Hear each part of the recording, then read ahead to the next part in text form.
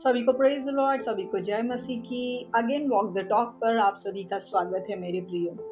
आज हम फिर एक कहानी के जरिए सीखने की कोशिश करेंगे कि आज मसीहियों को क्या करना है और किन गलतियों की वजह से आज मसीहियों पे बेमतलब बिना कुछ गलती के फटके पड़ते हैं। तो आइए समय जाया ना करते हुए आज हम चलते हैं सीधे अपने कहानी की ओर। ध्यान से सुनिएगा, ये हर किसी की जरूरत है आज की।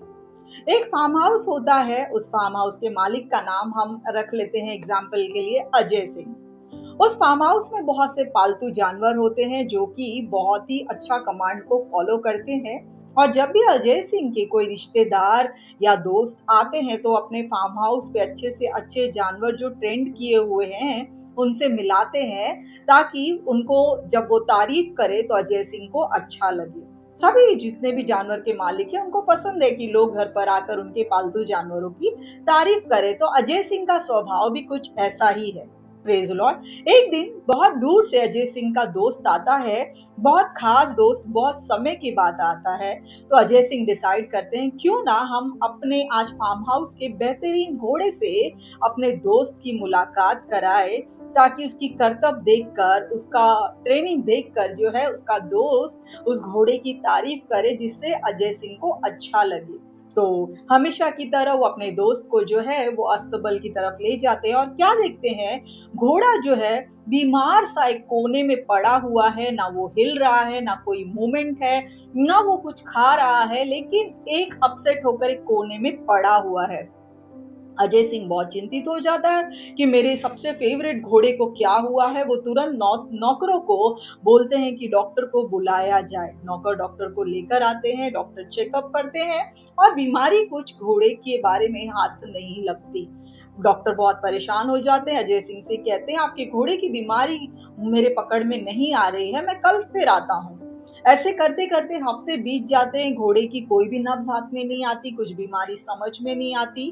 फाइनली 7वें दिन अजय सिंह और डॉक्टर जो है कंक्लूजन पे पहुंचते हैं कि ये घोड़े ने शायद अपने जीवन पर गिव अप कर दिया, इसकी जीने की इच्छा बची नहीं है।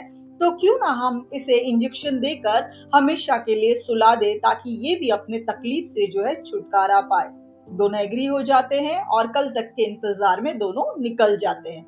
वहां पर एक बकरा खड़ा होता है और वो बकरा ये बात को अच्छी तरह से सुनता है और वो दोनों के वहां से रवाना होते ही बकरा जो है घोड़े के पास जाता है और कहता है तुझे पता है, मुझे नहीं पता तुझे क्या हुआ है, लेकिन कल तुझे डॉक्टर और मालिक जो है आकर इंजेक्शन देंगे और तुझे मार डालेंगे। कल तेरे जीवन का आखिरी दिन होगा।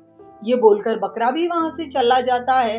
दूसरे दिन डॉक्टर और अजय सिंह, घोड़े का मालिक, घोड़े के पास अस्तबल के पास पहुंचते तो क्या देखते हैं, घोड़ा एकदम तंदुरुस्त अपनी जगह पर खड़ा है। मालिक को देखकर वो दो पैरों पर हिमहिमा रहा है। ये देखकर मालिक और डॉक्टर दोनों बहुत खुश होते हैं कि अचानक कैसे घोड़े में जान फूंक गई है और घोड़ा जो है फिर से तंदुरुस्त अवस्था में खड़ा हो गया है। अजय सिंह बहुत खुश होता है।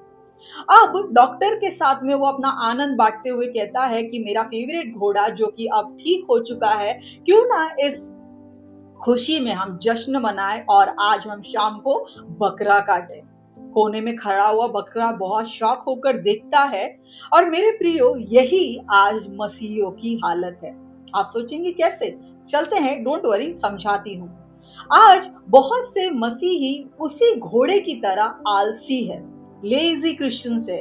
उन्हें कुछ बीमारी नहीं हुई है, उन्हें कुछ प्रॉब्लम नहीं हुआ है, उन्हें किसी ने कुछ दुखाया नहीं है, उनके शरीर में कोई दुख दर्द और पीड़ा नहीं है, लेकिन उन्होंने बाय चॉइस कोने में बैठना चुना है।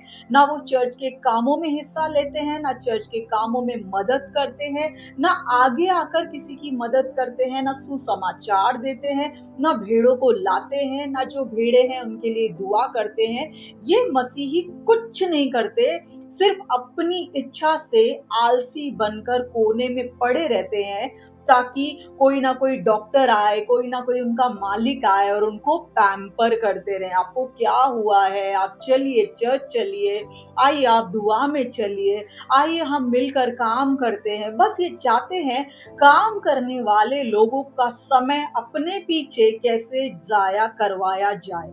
ये लेजी क्रिश्चियंस ना तो खुद काम करते हैं, ना एक्टिव मसीहों को आगे जाने देते हैं, क्योंकि जो आत्मा में आगे जा रहा है वो डेफिनेटली उनकी परवाह करेगा। और ये बात उन आलसियों को अच्छे से पता है, जिसका फायदा वो पूरा पूरा लेते हैं।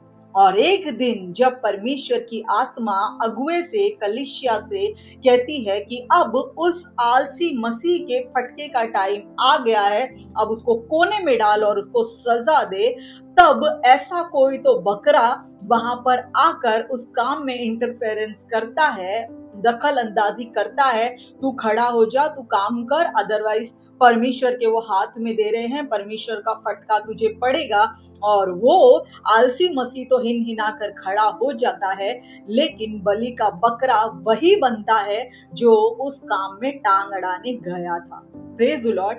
आपको कमीशन नहीं मिला था कि आप उसको जाके वॉर्न करें, क्योंकि कलीसिया के अगुओं ने, उनके जो एल्डर्स है, उन्होंने बहुत बार उनको समझाने की और जगाने की कोशिश कर चुके थे वो, लेकिन उस घोड़ा, वो आलसी मसीही काम करने के मूड में ही नहीं था। जब फाइनली डिसाइड किया कि इसको अलग कर देंगे, तब उसने ये भापा कि अब मुझे अलग कर देंगे, अब मुझे अट्रैक्शन कैसे मिलेगा। जो एक सेल्फ सेंटर्ड का उसका कैरेक्टर है, सबका ध्यान अपनी ओर लाने का जो कैरेक्टर है, अब उसको भाव कौन देगा। तो इसीलिए वो अब जो है कान वान झटक कर, बदन झटक कर खड़ा हो गया, ठीक हो गया है अब। लेकिन जिसने उसकी मदद करनी चाहिए है, बलि का बकरा वही बन जाता है। और जब अगुए ने परमेश्वर के हाथ में उसको दिया था, ये बकरा जब मदद करने के लिए पहुंचता है, परमेश्वर का फटका, परमेश्वर की छड़ी, परमेश्वर का क्रोध जो है, बिना आत्मा के अगुवाई के पहुंचे हुए उस बकरे के ऊपर पड़ जाता है। यहाँ पर वो बकरा सोचेगा, वो मसीह ही सोचेगा, मैं तो मदद करने गया था, वो ठीक हो गया, लेकिन वो फटके मेरे ऊपर क्यों पड़े? क्योंकि वो कमांडमेंट आपको नहीं मिली थी कि आप जाकर उसका मदद करें, क्योंकि अगुओं ने ऑलरेडी वो अटेम्प्ट कर चुके थे, उनको समझा चुके थे, उनको समय दे चुके थे। लेकिन उस बकरे ने भावना में बहकर उस घोड़े को जाकर समझाने की कोशिश की, जिसके वजह से खुद वो थाल का निवाला बन गया, थाल में सज गया। लेकिन उनके आत्मा की रखवाली के लिए परमेश्वर ने परमेश्वर के दिल जैसे याजक उनके लिए सौंपे हैं। वो उनका देखभाल करना, उनका रखवाली करना, उनको सजा देना या उनको प्यार करना, वो परमेश्वर से अगुवाई लेकर उनके साथ करेंगे। आपका एक भेड़ होने के नाते दूसरे भेड़ के प्रति कर्तव्य है, आप उनके लिए दुआ करें। आप उस काम में ना जाए जो अगुए और भेड़ के बीच में है, आपको वो जवाबदारी नहीं मिली है। तो बेमतलब जब आप किसी के कामों के बीच में घुसते हैं, उसके फटके बदनामी, अपमान और दुख के रूप में आपके ऊपर आते हैं।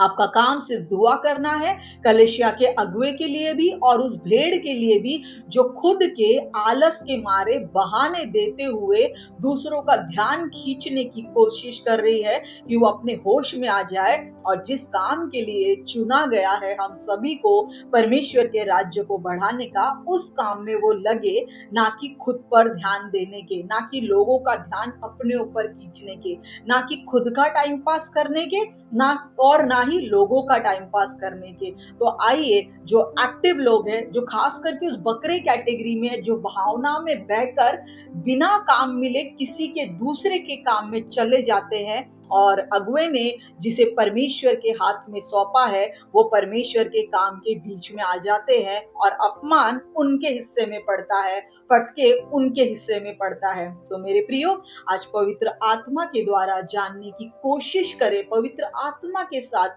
रिश्ता बनाए, मुझे किसके पास जाना है। और खास करके पास्टर्स और लीडर और भेड़ के बीच के रिलेशन के बीच में ना जाए तो बेहतर है, बिना आत्मा के अगुवाई के। आई होप आपको आज का मैसेज समझा होगा। God bless you and love you all.